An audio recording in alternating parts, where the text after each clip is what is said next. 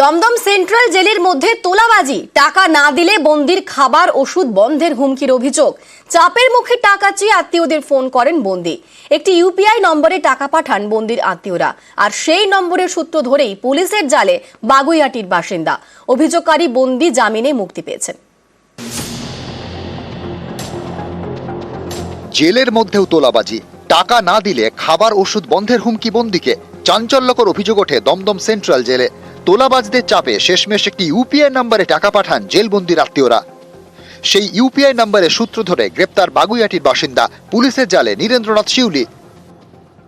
চাপ দিয়ে ফোন করিয়ে টাকা চাওয়া হচ্ছিল এবং তিনি তার অন্যান্য আত্মীয়দেরকেও এই একই কথা বলেন।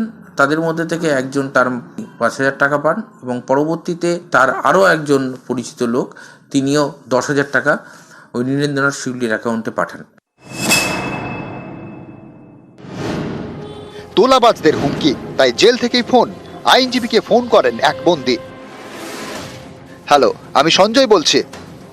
জেল থেকে কিভাবে ফোন করছো?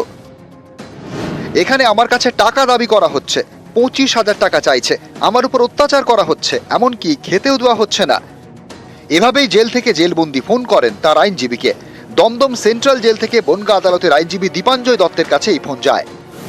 বিষয়টি বনগাঁ আদালতে জানান আইনজীবী দীপাঞ্জয় দত্ত। এরপর আদালতের নির্দেশে বনগাঁ সাইবার ক্রাইম থানায় অভিযোগ দায়ের করেন তিনি। দীপাঞ্জয়ের দাবি, একইভাবে জেলবন্দির দুই আত্মীয়ের কাছেও ফোন যায়। জেলবন্দির ওই দুই আত্মীয় ২ দফায় ১৫,০০০ টাকা পাঠান একটি ইউপিআই নম্বরে।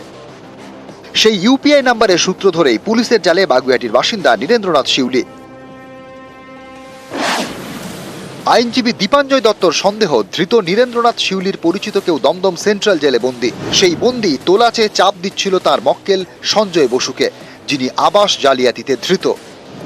এ নিয়ে তদন্ত করছে বনগাঁ সাইবার ক্রাইম। উত্তর ২৪ পরগনা থেকে অনিরুদ্ধ কীর্তনিয়া, নিউজ ১৮ বাংলা।